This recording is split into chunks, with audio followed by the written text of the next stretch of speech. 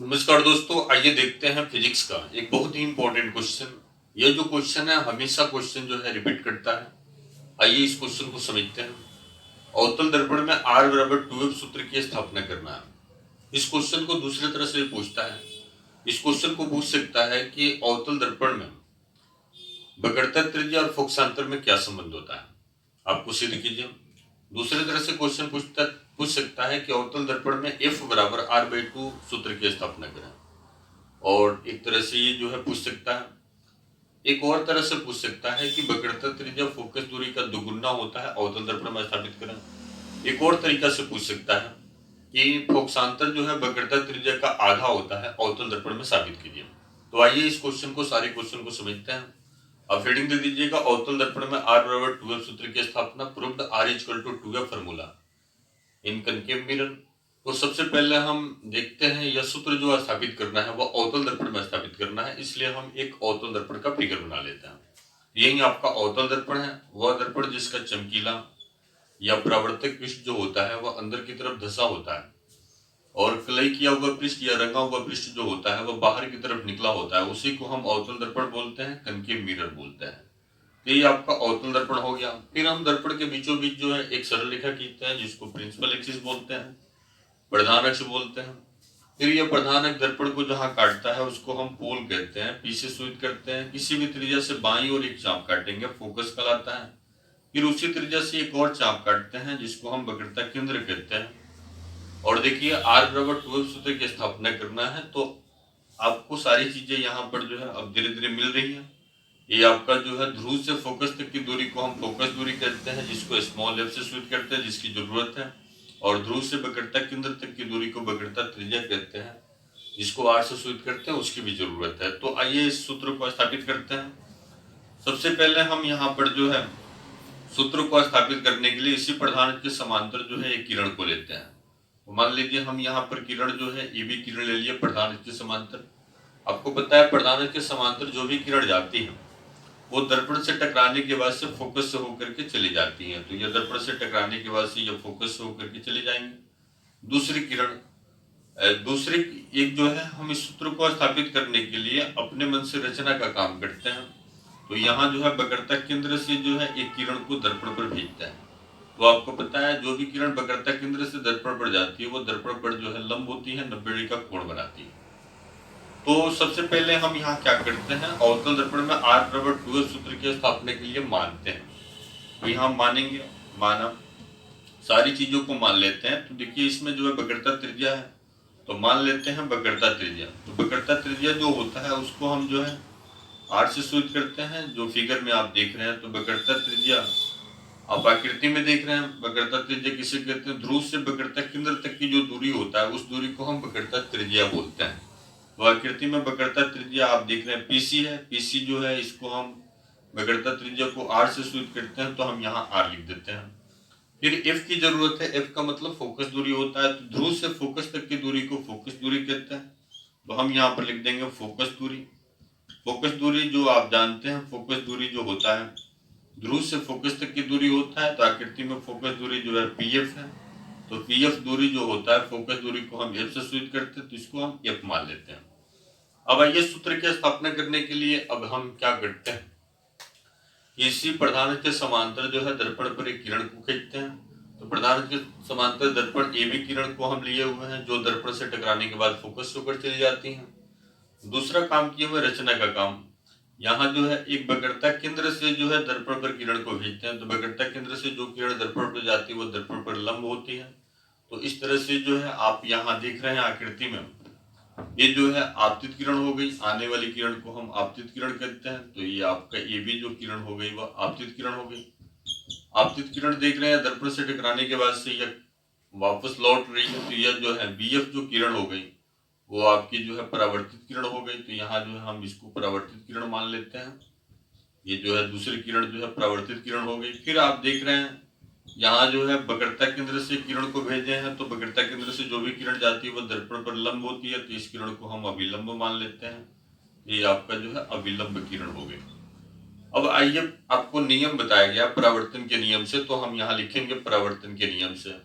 तो परावर्तन का नियम क्या होता है आपको पता है, आइए समझते हैं परावर्तन, यहाँ लिख लेंगे परावर्तन के नियम से। तो देखिए फिगर में परावर्तन का नियम क्या होता है, आपको परावर्तन के नियम में बताया गया। पहला नियम, आपतित किरण, परावर्तित किरण और अविलंब तीनों का तल एक ही बिंदु पर होता है। तो यहाँ परावर्तन के पहले नियम का जिक्र नहीं करेंगे, दूसरे नियम का जिक्र करेंगे।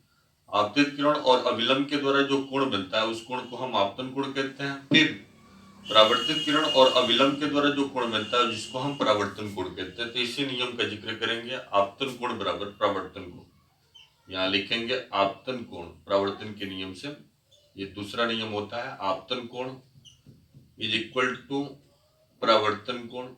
ये आपको बताया गया है परावर्तन के दूसरे नियम में। तो आपतन कोण बराबर हम लिख लेंगे परावर्तन कोण। चलिए आकृति में आपतन कोण क्या है, परावर्तन कोण क्या है, इसको हम यहाँ जिक्र कर रहे हैं। तो आप आकृति में देख रहे हैं आपतन कोण यही है, कोण ए बी सी। आपतन कोण जो है, कोण ए बी सी जो है आपतन कोण है। और परावर्तन कोण देख रहे हैं, यह कोण परावर्तन कोण है, यानी कोण सी बी एफ या एफ बी सी। तो हम यहाँ लिख लेंगे सी बी एफ जो है यह परावर्तन कोण है। इसको हम इक्वेशन जो है फर्स्ट मानेंगे। तो यह पहला इक्वेशन हो गया। अब आइए हम पुनः जो है आकृति से विचार करेंगे। तो यहाँ जो है फिर से हम आकृति से विचार करते हैं। तो पुनः आकृति को हम देखेंगे, आकृति से फिर से विचार करेंगे। तो आप आकृति को ध्यान से देखिए इस आकृति में जो है आप देख रहे हैं कि ये जो है, जो आप देख रहे हैं दो समांतर रेखा है ए बी और पी सी, और इसको जो है एक तिर्यक रेखा जो है वो आपकी काट रही है।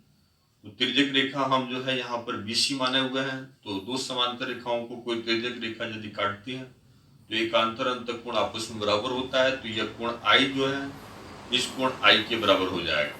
तो हम यहाँ लिखेंगे पुनः आकृति से ए बी जो है और पीसी जो है वो दोनों जो है समांतर रेखाएं हैं, ये भी समांतर पीसी। इसलिए हम लिखेंगे कोण ए बी सी, यानी कोण ए बी और लिखेंगे सी, यह जो कोण है इस कोण के बराबर हो जाएगा। दो समांतर रेखाओं को कोई तिर्यक रेखा काटती है तो एकांतर अंतः कोण आपस में बराबर होता है। तो कोण ए बी सी यह जो कोण है इस कोण के बराबर हो जाएगा। कोण बी सी पी के बराबर हो जाएगा। ये दोनों कोण को बराबर करेंगे, यानी कोण हम लिखेंगे बी सी पी लिखेंगे या बी सी एफ भी लिख सकते हैं, कोई डाउट नहीं है। तो चलिए इसमें मान हम बैठा देते हैं, या हम इसको इक्वेशन जो है सेकंड मान लेते हैं। और फर्स्ट और सेकंड को इक्वेशन को ध्यान से देखिए। दोनों इक्वेशन में देख रहे हैं कि LHS दोनों का समान है, बराबर से पहले वाला दोनों मान जो है समान है। तो समीकरण 1 और 2 से लिखेंगे तुलना करने पर। तो हम यहाँ लिखेंगे समीकरण 1 तथा 2 से। अब दोनों समीकरण को ध्यान से देखिए। समीकरण 1 और 2 से जो है देख रहे हैं दोनों का राइट हैंड साइड हम बराबर करेंगे। कोण सी बी एफ बराबर कोण बी सी पी, ये दो कोण बराबर हो गया। तो आप देख रहे हैं कोण सी बी एफ जो कोण है यह कोण, और कोण आकृति में देखिए बी सी एफ जो कोण है यह कोण है। यह दोनों जो कोण है एक ही त्रिभुज का अंदर का कोण है। तो हम लिखेंगे, एक नियम आप जानते हैं 9th क्लास में पढ़े होंगे, यदि दो त्रिभुज में, यदि एक त्रिभुज में दो कोण आपस में बराबर हो जाए तो बराबर कोण के सामने की भुजा जो है बराबर होती है। तो यही हम नियम का प्रयोग करेंगे। हम ऊपर का जो है मान इसको मिटा रहे हैं। हम यहाँ जो है एक नियम का जिक्र करेंगे जिसको हम 9th क्लास में पढ़ चुके हैं, प्रमेय में ये इस चीज को बताया गया है। तो हम लिखेंगे कि बराबर कोण के सामने की भुजा जो है बराबर होती है। एक ही त्रिभुज में यहाँ लिख लेते हैं, यह नियम है। एक ही त्रिभुज में बराबर कोण के सामने की भुजा बराबर होती है, इसको दिमाग में रखिएगा। बराबर कोण के सामने की भुजा बराबर होती है, सामने की भुजा ये जो है बराबर होती है। ये हम नियम जो है 9th क्लास में पढ़ लिए हुए हैं, बराबर होती है। इसी नियम के आधार पर जो है हम इस प्रमेय को, यहाँ पर जो है फॉर्मूले को ड्राइव करते हैं। तो चलिए एक ही त्रिभुज में आप देख रहे हैं त्रिभुज बी सी एफ, इस त्रिभुज को ध्यान से देखिए। इस त्रिभुज में दो कोण आपस में बराबर हो गया, कोण आई और कोण आर। तो दोनों कोण के सामने की भुजा को देखेंगे। तो पहले सी बी एफ यानी यह कोण देख रहे हैं। तो इस कोण के सामने की जो भुजा हो जाएगी वह सी एफ हो जाएगा। दूसरा देखते हैं, यह कोण है यानी कोण बी सी एफ है। तो बी सी एफ या बी सी पी है, तो इस कोण के सामने की भुजा अब देखेंगे तो बी एफ हो जाएगा। अब इसमें मान बैठाते हैं, तो बैठाइए मान। आपको पता है चिल्ली-क्वाड्रेटिक नियम के आधार पर जो है जितनी भी दूरियों को लेते हैं सारी दूरियों को पी से लेते हैं, तो ये दोनों दूरियां जो है पी से नहीं है, इसलिए पी से लेंगे। तो सीएफ दूरी को पी से लेने के लिए ध्यान से देखिए, पीसी दूरी में से पीएफ को हम क्या करेंगे, घटा देंगे। यही सीएफ दूरी को लेने के लिए हम इसको पी से लेने के लिए क्या करते हैं कि पीसी में से पीएफ को क्या करेंगे, घटा देंगे। यही सीएफ की जगह पर हम पीसी माइनस पीएफ कर देते हैं। दूसरा, ये बीएफ जो देख रहे हैं ये भी दूरी जो है वह पी से नहीं है। आपको पता है द्वारक छोटा होने पर बी को कहाँ मानते हैं, पी पर। तो ये बीएफ जो दूरी हो जाएगा वह पीएफ हो जाएगा यदि द्वारक छोटा होगा तो। अब देखिए इसमें कुछ नहीं करना है, आप देख रहे हैं सारी दूरियां जो है वह पी से मिल गई हैं। इसको और हम एक स्टेप बढ़ा देते हैं, फॉर्मूला मिल जाएगा। पीसी अपनी जगह पर रहेगा या पीएफ भी अपनी जगह पर रहेगा और ये माइनस पीएफ उधर जाकर के प्लस पीएफ हो जाएगा। अब सारा इसमें मान हम बैठा देते हैं, पीसी का पीएफ का। इसको पहले एक स्टेप और बढ़ाते हैं, पीसी अपनी जगह पर रहेगा, पीएफ और पीएफ जोड़ेंगे 2 पीएफ हो जाएगा और इसमें मान यहाँ बैठाएंगे। तो पीसी की जगह पर पहले ही माने हुए हैं आर, तो आर बैठा देंगे 2 और पीएफ की जगह पर माने हैं एफ, तो एफ बैठा देंगे। यही फॉर्मूला आपको ड्राइव हो जाएगा, आर बराबर 2एफ। यही फॉर्मूला आपको जो है ड्राइव करना था। बिल्कुल ही आसान सा यह फॉर्मूला था, आप जरूर इसको जो है तैयार कर लीजिएगा। बिल्कुल ही आसान, 1-2 बार वीडियो देखिएगा तो जरूर आपको समझ में आएगा।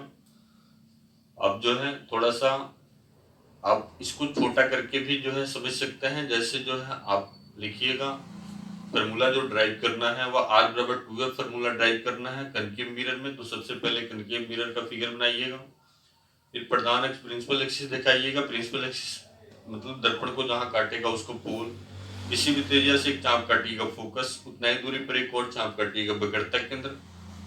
अब जो है इसमें जो है मानने वाला काम कर दीजिएगा। आकृति में वक्रता केंद्र, वक्रता त्रिज्या हम मानेंगे तो वक्रता त्रिज्या पीसी से सूचित करते हैं। वक्रता त्रिज्या आकृति में पीसी जो है इसको हम आर से सूचित करते हैं। फिर जो है सूत्र जो स्थापित करना उसमें फोकस दूरी है, तो फोकस दूरी ध्रुव से फोकस तक की दूरी को फोकस दूरी जिसको पीएफ से सूचित करते हैं और इसको जो है छोटे एफ से सूचित करते हैं फोकस दूरी को। अब सूत्र स्थापित करने के लिए हम जो है यहाँ पर और जो है रचना का काम करते हैं और फिगर बनाते हैं। तो अवतल द्रव्य ये प्रधान अक्ष देख रहे हैं, इसी के समांतर हम एक किरण को लेंगे जो दर्पण से टकराने के बाद फोकस होकर चले जाएंगे, ये नियम बताया गया है। दूसरी जो है हम किरण को लेते हैं वक्रता केंद्र से, तो वक्रता केंद्र से जो भी किरण जाती है वो दर्पण पर लंब होती है, रचना का काम कर रहा है, इसलिए डैश के द्वारा इसको दिखा सकते हैं। अब जो है परावर्तन के नियम पर आएंगे। परावर्तन के नियम में आप जानते हैं ये आपतन कोण परावर्तन कोण के बराबर होता है। आप कीर्ति में देख भी रहे हैं, ये भी आपतित किरण होगी, बीएफ परावर्तित किरण हो गई और बीसी जो है वह अभिलंब हो गया। तो इसमें आपतन कोण यानी कोण ए बी सी और परावर्तन कोण कोण सी बी एफ दोनों आपस में जो है बराबर हो जाएगा। इक्वेशन फर्स्ट हो जाएगा। पुनः आकृति में हम देख रहे हैं कि ए बी जो है और पीसी जो है दोनों समांतर रेखाएं हैं, तो दो समांतर रेखा को कोई तिर्यक रेखा यहाँ देख रहे हैं बीसी जो है वह काट रही है, तो दो समांतर रेखा को कोई तिर्यक रेखा काटती है। तो आपको पता है एकांतर अंतर कोण आपस में बराबर होता है, यानी कोण ए बी सी यह जो कोण है इस कोण के बराबर हो जाएगा, कोण बी सी एफ के बराबर हो जाएगा। तो कोण ए बी सी कोण बी सी पी के बराबर या एफ के बराबर होगा, ये लिखे हुए हैं। इक्वेशन सेकंड माने हुए हैं। इक्वेशन फर्स्ट और सेकंड को आप देख रहे हैं दोनों का एलएचएस बराबर है, तो आरएचएस को दोनों को बराबर कर दिए हम। अब देखते हैं एक नियम आपको बताया गया है 9th क्लास में, एक ही त्रिभुज में बराबर कोण के सामने की भुजा बराबर होती है, तो ये दोनों कोण एक ही त्रिभुज का कोण है। कोण सी बी एफ यानी सी बी एफ यानी यह कोण, कोण B C F B C P, तो बी सी पी का मतलब यह कोण। ये दोनों कोण एक ही त्रिभुज का कोण है, तो एक ही त्रिभुज के दो कोण बराबर हो जाए तो बराबर कोण के सामने की भुजा बराबर होती है, इसलिए कोण सी बी एफ यानी इस कोण के सामने की भुजा सी एफ बराबर हो गई और इस कोण के सामने की भुजा बी एफ जो है बराबर हो गई। अब ये दोनों दूरियां जो है सी एफ और बी एफ जो देख रहे हैं वो पोल से नहीं है, इसलिए इसको पोल से लेते हैं। आपको बताया गया है चिन्ह परिपाटी नियम में कि दर्पण में जितने भी दूरियों को मापते हैं सबको पोल से लेते हैं। तो सी एफ दूरी को पोल से लेंगे तो P C minus P F हो जाएगा, ये लिखे हुए हैं, और बी एफ दूरी को पोल से लेंगे द्वारा छोटा होने पर बी को पी पर मानते हैं, तो ये बी एफ जो है पी एफ के बराबर हो जाएगा। सरल करते हैं, पीसी अपनी जगह पर या पीएफ अपनी जगह पर या माइनस पीएफ इधर आकर के प्लस पीएफ, पीसी अपनी जगह पर पीएफ और पीएफ दोनों को ऐड करेंगे तो 2 पीएफ हो जाएगा। पीसी का मान जो है हम यहाँ मान लिए हुए हैं, आर बैठाएंगे टू अपनी जगह पर पीएफ की जगह पर जो है हम यहाँ पर एफ बैठा देंगे। बिल्कुल ही आसान सा यह फार्मूला है। निश्चित रूप से यह फार्मूला ड्राइव करने के लिए आपकी परीक्षा में 5 नंबर में पूछता है। 12th बोर्ड की एग्जाम में भी यह फार्मूला जो है ड्राइव करने के लिए पूछता है और इस फार्मूले पर न्यूमेरिकल क्वेश्चन भी हमेशा पूछता है।